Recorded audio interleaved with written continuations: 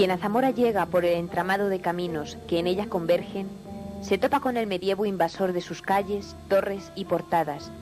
como si de una composición juglaresca se tratara, entre las formas de sus edificios y la espiritualidad de sus gentes. Vieja y altanera, Zamora se yergue sobre los barrancos y calveros de la margen derecha del Duero, sobre los que se divisa el cauce del río que baña sus suburbios antes que las tierras de Portugal. La urbe domina la ruta de la Plata, desde su abrupto cerro, aquel que ya fundado Portugal y sus gentes, ya de origen hebreo en tiempos de Nabucodonosor, era un lugar idóneo para la defensa de cualquier asentamiento humano, pudiéndose afirmar su ocupación desde la Edad del Bronce o desde la Segunda Edad del Hierro, gracias a las excavaciones que han permitido obtener hallazgos cerámicos, los cuales confirman su identificación con primitivas poblaciones metalúrgicas, que aprovechando este estratégico emplazamiento, controlaban el territorio desde su posición dominante sobre el vado del río.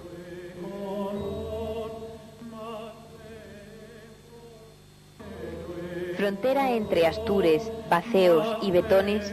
fue la última ciudad celtíbera, cabeza de Galicia, que confinando con Lusitania o España Citerior por occidente, así como con Celtiberia por oriente, dejó paso en sus caminos a aquel pastor que con un puñado de hombres entre escaramuzas y guerrillas causaba graves despropósitos entre las milicias romanas. Viriato, el célebre caudillo, oriundo de Torrefrades, vagó por tierras sayaguesas para batirse contra los dominadores del imperio.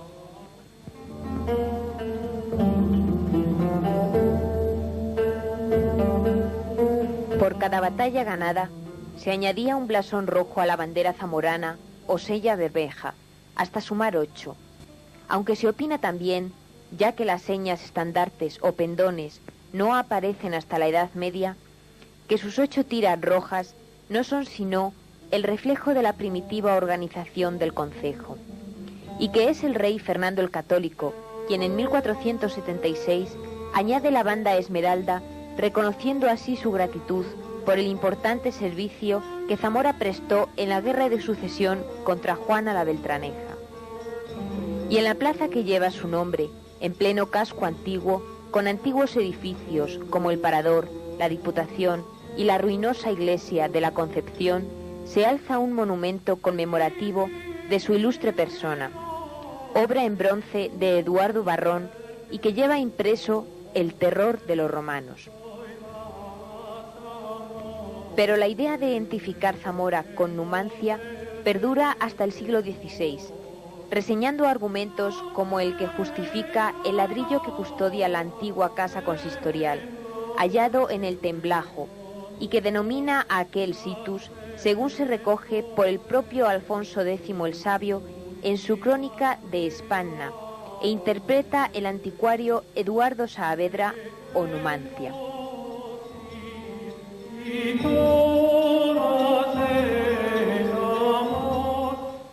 Los romanos la denominaron Ocelo Duro, Ocelum Duri u Ocelo Duri, que según los itinerarios romanos era el nombre con el que se identificaba a esta Oppidum Baceo, como apoya el ara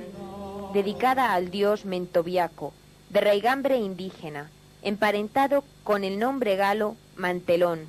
custodio de los caminos, cuyo culto fue exclusivo de esta región, siendo este y otro ara de Villalcampo los únicos ejemplares que conserva además el Museo Provincial. Fue hallada en el solar del viejo ayuntamiento, donde se conserva empotrado en la pared principal del edificio y que se ejecutó mediante profundas incisiones, aunque sin el coronamiento y las molduras características, por reutilizarse como sillar.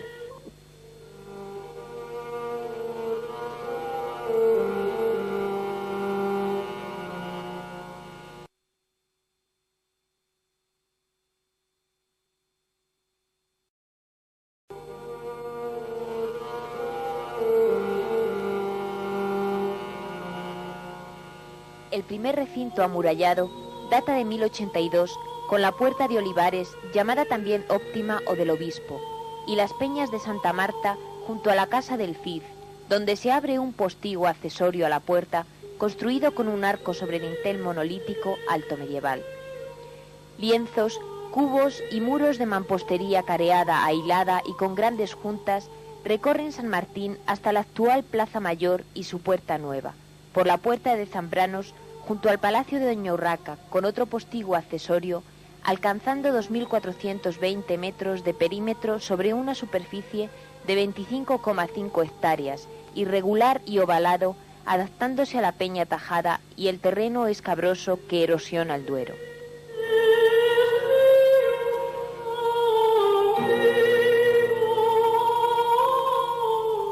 En la parte norte y este, lo que hoy es la Bajada de San Martín, Avenida de la Feria y Plaza Mayor, está jalonado por cubos semicirculares,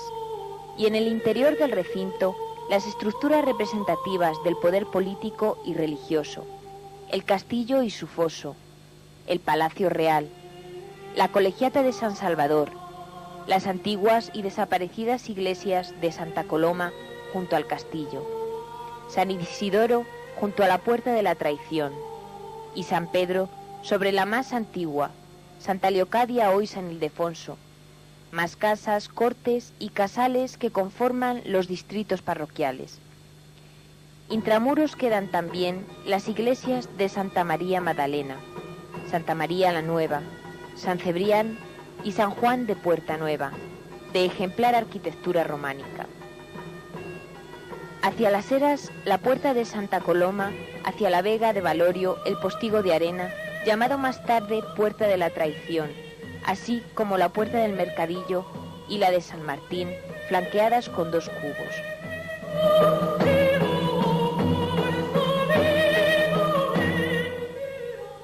Todas ellas documentadas en los siglos XI y XII, aunque restauradas sucesivamente. Y además se descubre una importante diferenciación entre el urbanismo occidental, estrecho y ceñido a la peña, con calles tortuosas y segmentadas, y el sector oriental que se extiende a ambos lados de la vía principal o mayor, que une el sector viejo, desde San Pedro, y donde predomina el asentamiento nobiliar y la jerarquía eclesiástica, con el nuevo hasta San Juan de Puerta Nueva, donde se asentarán pobladores foráneos dedicados a actividades artesanales y mercantiles, agrupándose en gremios, como constata la famosa calle de los Herreros, que parte de la Plaza Mayor y arranca junto al Consistorio Viejo.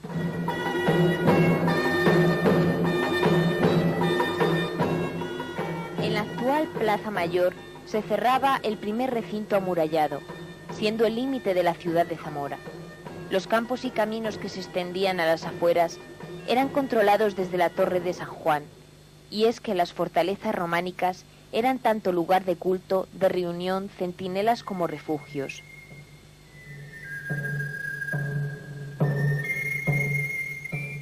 Y el arrabal exterior alojaba desde el dominio árabe a la población agraria, dedicada al olivar, la vid o la fabricación de harina mediante sus aceñas o molinos que reportaban importantes ingresos para el cabildo catedralicio, encargado de su explotación y de los que aún quedan restos junto al viejo puente, también derruido, y que se cree fue edificado sobre ruinas de otro precedente y romano.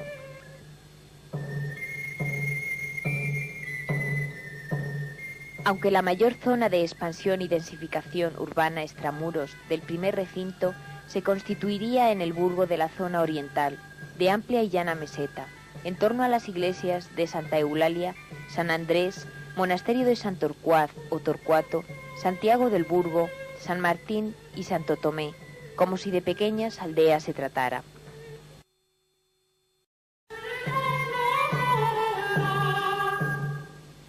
El segundo recinto data del siglo XIII, con el uso de sillería bien encuadrada en lienzos, cubos y puertas, torreones y otros elementos, realizando coetáneamente reparaciones del primer amurallado. Con un trazado más regular, el nuevo muro describe un arco al oriente del anterior, desde la Puerta de Zambranos hasta el ángulo sureste, dejando sin embargo extramuros toda la Puebla del Valle y pequeños núcleos rurales al norte de la urbe.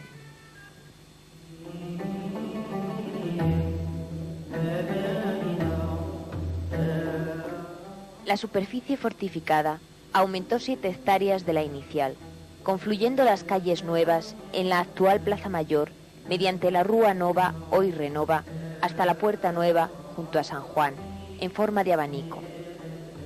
Partiendo de este punto, hacia ambos lados y hasta llegar a los arrabales del río, las calles de la Costanilla y Valborraz, en las que se asentaron artesanos y tenderos.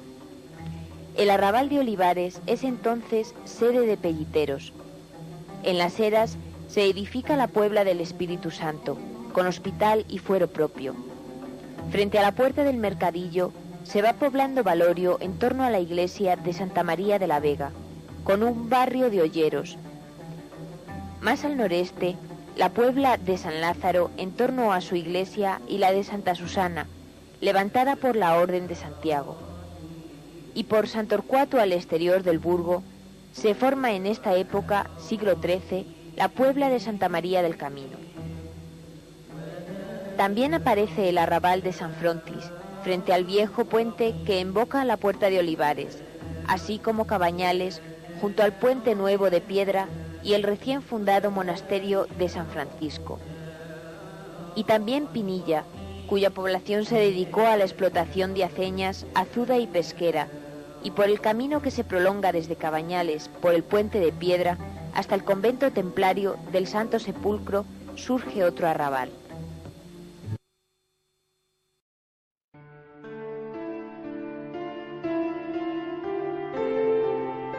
Ya en el siglo XIV se origina el tercer y último recinto amurallado como consecuencia del reinado de Alfonso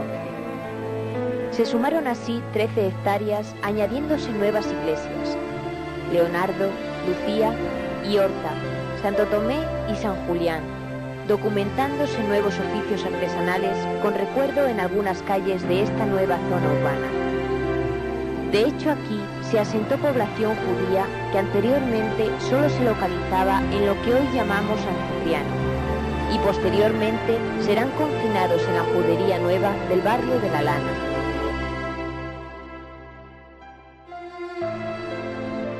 En el siglo XV se fortificaba el entonces Puente Nuevo, con 2 torreones, uno en cada extremo, demolidos en 1905. También de este cuarto periodo fortificador es la torre hectagonal del castillo y su recinto romboidal interior, con 2 torres pentagonales y la barbacana del recinto exterior.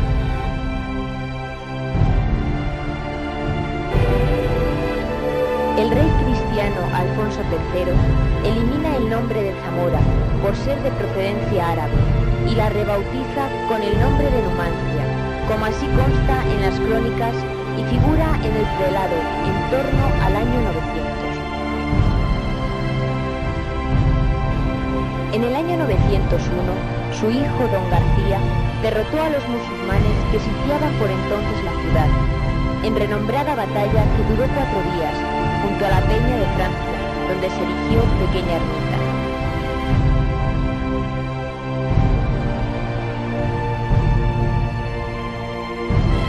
A finales del siglo XI y hasta los primeros decenios del siglo XIII, Zamora se convierte en un importante lugar de paso de esa floreciente cultura artística y humana conocida como románico.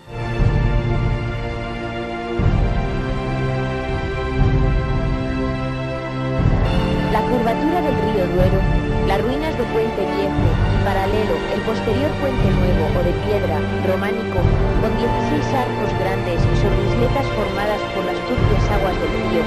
preámbulo de una ciudad medieval, centro concejil y episcopal que albergaba a gentes de toda condición. Puente románico almenado y flanqueado por fuertes torres defensivas, agitado por un fluido devenir de carruajes y gentes.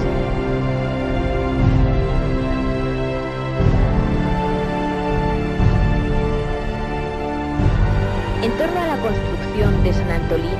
situaron su residencia aquellas gentes que procedentes de Palencia ayudaron a poblar Zamora, ciñéndose a los privilegios concedidos por el monarca, y con ellos las industrias laneras que conformaron el barrio de la Lana.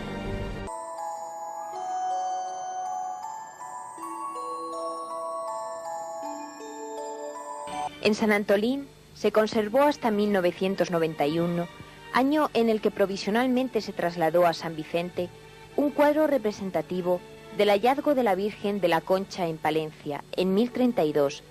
relatando el descubrimiento de la cripta de San Antolín en la capital palentina, unido al hallazgo de la Virgen por don Sancho III el Mayor.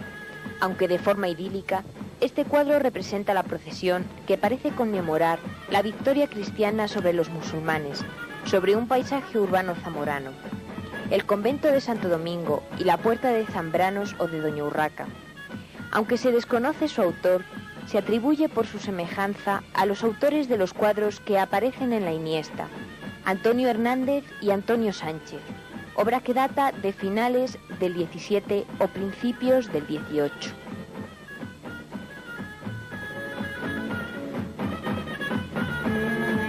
También, ante la Virgen de la Concha, Doña Urraca, la reina zamorana, dio gracias por el fin del sitio de Zamora, si bien también debió pedir perdón por el magnicidio cometido por Bellido Dolfos. Pero fue la reina la que mandó fundar una cofradía que cada año se dirige desde la iglesia de San Antolín hasta la cruz que mandó levantar donde murió su hermano don Sancho, sobre un antiguo menhir que a su vez acompañaba una ermita en que los caminantes rezaban el Pater Noster y arrojaban una piedra. Esta tradición procesional se sigue ejecutando todos los lunes de Pascua de Pentecostés, después de más de 9 siglos.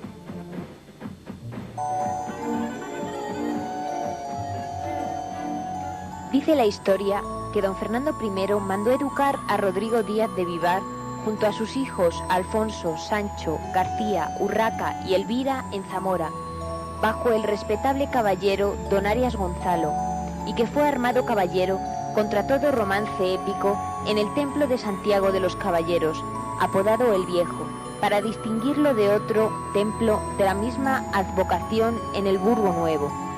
Nos referimos al Cid o Señor en lengua musulmana, cuya morada se identifica hoy con la casa situada junto a la Puerta de Olivares.